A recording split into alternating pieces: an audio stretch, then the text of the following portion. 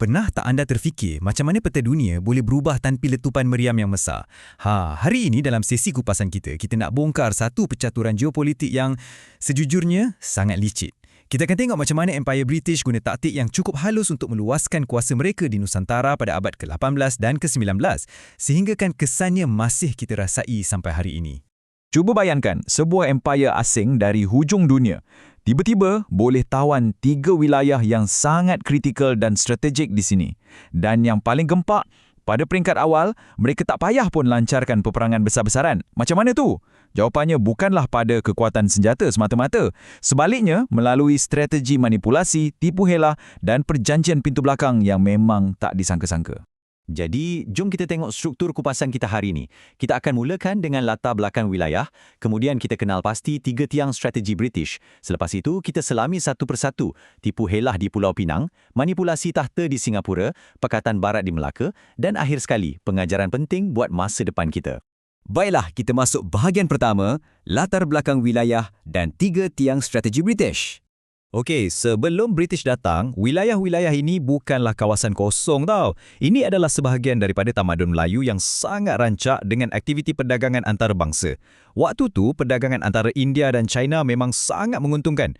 British pula tengah terdesak sangat nak dapatkan teh dari China. Tapi masalahnya, pedagang China cuma nak emas, perak, biji timah dan rempah ratus. Di sinilah tanah Melayu jadi macam kepingan puzzle terakhir yang paling berharga untuk selesaikan masalah ekonomi British tu.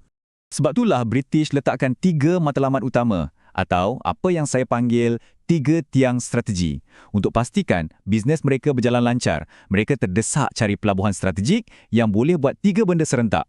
Pertama, jadi pusat pengumpulan barang dari alam Melayu. Kedua, pelabuhan persinggahan untuk kapal-kapal isi bekalan. Dan ketiga, sebagai pangkalan tentera untuk pertahankan kepentingan mereka dari pesaing Eropah yang lain. Cukup strategi kan? Sekarang kita pergi ke bahagian kedua, Pulau Pinang dan strategi tipu helah mereka. Asalnya, Pulau Pinang ni adalah wilayah Kesultanan Kedah. Tempat pedagang dari Lingga dan Aceh selalu singgah. Tapi masa tu, Kedah tengah berdepan krisis besar. Pada tahun 1786, Siam dah berjaya menakluk Patani. Ini memberi ancaman tentera yang sangat-sangat nyata kepada kedaulatan Kedah. Sultan Abdullah masa tu berada dalam keadaan yang agak terdesak. Dan anda tahu tak, rasa takut dan terdesak inilah yang dihidu serta digunakan sepenuhnya oleh ejen British. Ceritanya begini, seorang pedagang British bernama Francis Light datang tabur janji manis. Dia janji, Syarikat Hindia Timur Inggeris atau SHTI akan bagi bantuan tentera kalau Kedah bagi mereka buka pertempatan di Pulau Pinang. Sultan Abdullah pun setuju, secara bersyaratlah. Namun, bila Siam betul-betul datang mengancam, SHTI terus pusing cerita. Mereka tak nak tolong dengan alasan tak ada perjanjian rasmi pun. Bila sedar ditipu hidup-hidup, Sultan Abdullah lancarkan serangan balas. Tapi malangnya, baginda tewas dan terpaksa tunduk kepada paksaan British. Akibat kekalahan tu, pada tahun 1791, satu perjanjian terpaksa ditandatangani. Perjanjian inilah yang secara rasmi mengiktiraf pendudukan British di Pulau Pinang. Francis Light siap tukar nama pulau tu jadi Prince of Wales Island. Jadi, strategi pertama mereka berjaya. Bukan melalui pembelian yang sah, tapi murni melalui tipu helah dan putar belit. Seterusnya, kita beralih ke bahagian ketiga, Singapura dan macam mana mereka manipulasi tahta diraja. Singapura pada masa itu berada di bawah pentadbiran Temenggung Abdul Rahman, sebahagian dari Empire Kesultanan Johor Riau. Masa ni, Stamford Raffles ditugaskan cari pelabuhan baru untuk pecahkan monopoli Belanda. Tapi dia ada satu masalah besar. Sultan Abdul Rahman, pemerintah Johor Riau yang sah, disokong kuat oleh Belanda. Raffles tahu dia memang tak akan menang kalau berunding secara terus. Jadi, dia cari titik kelemahan dalam struktur diraja itu sendiri. Taktik manipulasi Raffles ni memang patut masuk buku sejarah perisikan. Dia perasan ada krisis pewarisan tahta di Johor. Jadi dia pergi pujuk Temenggung Abdul Rahman untuk jemput Tengku Husin, iaitu abang kepada Sultan yang diketepikan dari tahta, untuk datang ke Singapura. Di sana, tanpa sebarang persetujuan rasmi dari empayar sebenar, Raffles dengan selambanya mengangkat dan isytihar Tengku Husin sebagai Sultan Johor Riau yang baru. Semata-mata supaya dia ada seorang Sultan boneka yang boleh serahkan kuasa secara sah kepadanya. klimaks kepada percaturan ini jatuh pada perjanjian 2 Ogos 1824. Selepas bertahun-tahun diatur sejak 1819, Singapura akhirnya diserahkan kepada British untuk selama-lamanya. Sebagai ganti, Sultan dan Temenggung dijanjikan bayaran pampasan dan pencen bulanan seumur hidup. Bayangkan, kedaulatan negara dan bangsa akhirnya tergadai, ditukar dengan jaminan kewangan peribadi. Kita masuk ke bahagian keempat, Melaka dan bagaimana Pakatan Kuasa Barat terbentuk. Di Selat Melaka, hadiah paling lumayan semestinya Pelabuhan Melaka yang dah terkenal di seluruh dunia. Tapi Melaka masa tu dah berada dalam kawalan musuh tradisi British, iaitu Belanda.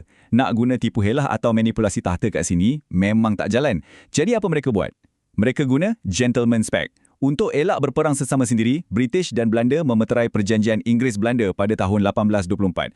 Mereka secara literal duduk di meja rundingan, ambil peta dan lukis garis sempadan sesuka hati untuk selesaikan pertikaian bisnes mereka, tanpa sikit pun mempedulikan nasib dan kedaulatan orang tempatan. Pertukaran ini sangat mudah tapi beri impak yang sangat besar. Melalui perjanjian ni, British serahkan Bangka Hulu di Sumatera kepada Belanda. Sebagai balasannya, Belanda serahkan Melaka kepada British.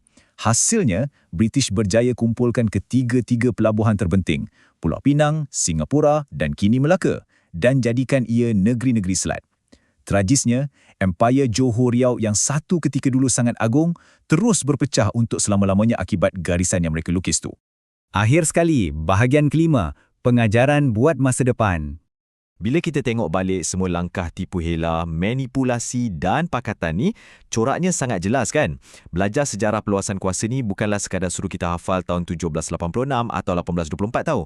Ia buktikan apa akibatnya kalau kita terlalu berharap pada kuasa asing dan betapa liciknya elemen luar mengeksploitasi perpecahan dari dalam. Apabila kita hilang je kewaspadaan, kedaulatan negara jadi galang gantinya. Jadi, ini tinggalkan kita dengan satu persoalan kritis. Strategi kuasa besar zaman sekarang ni mungkin dah berubah bentuk. Mungkin tak ada lagilah surat perjanjian tukar rempah dengan pelabuhan. Tapi motif dan niatnya sentiasa sama.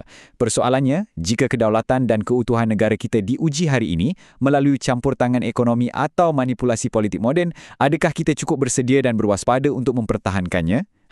Sesuatu yang patut kita fikirkan bersama. Terima kasih sebab temankan saya dalam kupasan kali ini dan pastikan anda terus kekal bersifat ingin tahu.